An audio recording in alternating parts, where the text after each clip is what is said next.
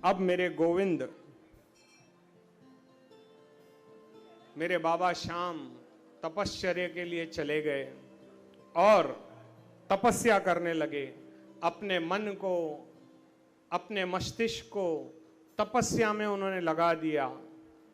और जब कभी हम तपश्चर्या करते हैं, देखिए कई हमारी माताएं बहनें हैं जो नवरात्रि में 9 दिनों तक व्रत रखती हैं। कौन कौन रखता है नवरात्रि का व्रत? हाँ, तो देखो कितनी तपश्चर्या करती हैं, तो देखिए उसका फल भी 100 गुना होकर के मिलता है। आपको पता है कि मां से बड़ा इस दुनिया में कोई नहीं है, कोई नहीं है। और मेरे केशव यदि चाहते तो बर्बरीक जी से कह सकते थे कि तुम भगवान नारायण की तपस्या करो, तुम भगवान शिव की तपस्या करो, तुम भगवान किसी और की तपस्या करो, परंतु पहला नाम उन्होंने किसका लिया? मां सिद्धंबिका का, क्योंकि मां सिद्धंबिका सबसे बड़ी हैं। तो उनकी पूजा के साथ तुम्हें शिव की पूजा करनी है, क्योंकि शक्ति और शिव ये एक हैं, ये अलग नहीं हैं। जैसे पत्नी और पति ये अलग थोड़ी हैं, एक हैं। वैसे ही मां सिद्धंबिका और भगवान भोलेनाथ भी एक हैं। तो हमें ये शिक्षा भगवान श्री कृष्ण से मिलती है।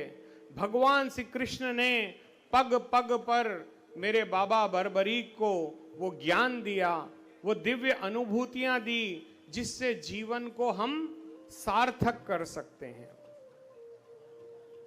मेरे गोविंद सब कुछ जानते थे, क्योंकि बर्बरीक जी पिछले जन्म में, हमने कल की कथा में कहा था कि वो सूर्यवर्षा नाम के देवता थे, जिन्हें श्रापवश इस योनि में आना पड़ा। देखिए हम भी यहाँ पे सब आए ना, तो कोई ना कोई योनि से यहाँ आए हैं।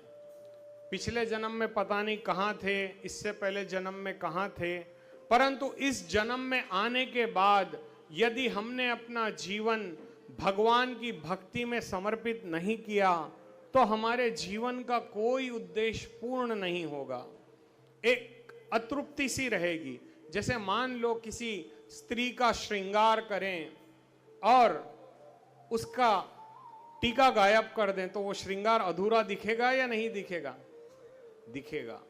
तो जैसे टीका एक नारी का श्रृंगार होता है, वैसे भक्ति एक भक्त का अधिकार होती है। बोल श्याम प्यारे की जय हो। अब जैसा ही मेरे गोविंद ने सोचा कि ये तो तपश्चर्या पे चले जाएंगे, ये तो मेरा परम भक्त है, इसकी भक्ति अनंत है, हरि अनंत हरि कृपा अनंता। तो जीवन में मेरे बाबा श्याम ने दिन और रात तीनों प्रहर, मैंने तो आपसे 2 घंटे मांगे पूजा के लिए, मेरे बाबा ने तो सारा दिन ही समर्पित कर दिया। 3 प्रहर कब होते हैं? सुबह 6 बजे, मध्याह्न 12 बजे और रात्रि सायंकाल 6 बजे। यानी तीनों प्रहर वो माता का अभिषेक करते, माता की पूजा करते, भगवान शिव शंभू की पूजा करते और अपने मन को उनमें समाहित करते। ऐसा समय बीतता गया, 3 वर्ष निकल गए और 3 वर्षों के बाद भगवान शिव शंभू मां सिद्धंबिका के साथ प्रकट हुए। बोलो शंकर भगवान की जय, बोलो मां सिद्धंबिका की जय। मेरे भोलेनाथ प्रकट होते हैं, मां सिद्धंबिका प्रकट होती हैं और वो पूछते हैं। पहले के जमाने में जितने भी दैत्य थे, उनसे यदि पूछा जाता कि क्या चाहिए, तो वो अमरता का वरदान मांगते। कोई भी मरना नहीं चाहता। कोई चाहता है क्या मरे? कोई नहीं चाहता। चाहे कितना भी हमारा शरीर किसी पर भी निर्भर हो, कोई नहीं चाहता कि इस धराधाम को छोड़ के जाएं। यहाँ का आनंद, यहाँ की भेलपुरी, यहाँ के गोलगप्पे, है ना, और क्या मिलता है, दही बड़े, गुलाब जामुन, रसगुल्ले छोड़ के जाएं, है या नहीं? सबको बड़ा आनंद आता है इसमें। शुगर पेशेंट भी रहेगा तो बोलेगा थोड़ा सा दे दो, थोड़ा सा दे दो। कल हमारे गिरीश भाई ने खिलाई थी दाल बाटी चूरमा। तो ऐसे होता है ना कि सबको कुछ ना कुछ आनंद प्राप्त होता रहे। और सबसे बड़ा आनंद कौन देता है? हमारी रसना, यानी हमारी जबान। जो टेस्ट है ना, वो उसके लिए सारे लोग बहुत तरसते हैं। उसी के लिए देखो कितने मसाले होते हैं किचन में। मुझे तो यही नहीं पता कि दाल कितनी प्रकार की होती है। कई बार होता है ना कि ये किसकी दाल है, तो हमारी धर्मपत्नी देखती है और मुस्कुराती हैं, तुम्हें नहीं पता? अरे मुझे तो खाना पता है। ये थोड़ी पता है कि ये कौन सी दाल है। तो होता है ना। और देखिए महिलाएं इतनी अच्छी होती हैं कि बिना अंदाजे के वो नमक डाल देती हैं एकदम ऐसे, और वो परफेक्ट बन के आता है। तो जितने परफेक्शन से आप खाना बनाती हो, बस उसी परफेक्शन से अपने पतियों को और अपने बच्चों को, सॉरी माफी चाहूंगा, अपने पति को, पतियों को नहीं, पति को और अपने बच्चों को, क्योंकि बच्चे अनगिनत होने चाहिए। भगवान करे सबके घर 7-7, 8-8 बच्चे पैदा हों। क्योंकि ऐसा है, देखिए हमारा सनातन धर्म जो है, अभी आजकल बच्चे कोई चाहता ही नहीं। तो मैं तो व्यासपीठ से यही आशीर्वाद दूंगा कि सबको 7-7 बच्चे पैदा हो, या एक क्रिकेट टीम ही पैदा हो। बोल श्याम प्यारे की। क्योंकि देखिए हमारे रिश्ते खत्म हो रहे हैं। किसी को मौसी नहीं है, मौसी पता ही नहीं है। आपको पता है मासी यानी माँ जैसी। अगर उसकी बहन पैदा ही नहीं होगी तो मासी का रिश्ता कहाँ पैदा होगा?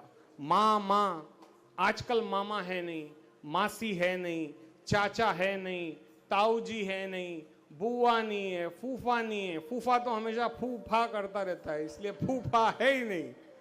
तो हमारे रिश्ते, हमारे सनातन धर्म घट रहा है। हमें क्या करना है? अपने परिवार को बढ़ाना है। देखिए पांडव 5 थे।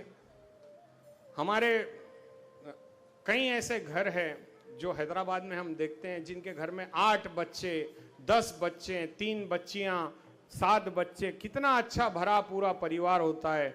गर्मियों की छुट्टी में बड़ा आनंद आता है। मैं इकलौता था।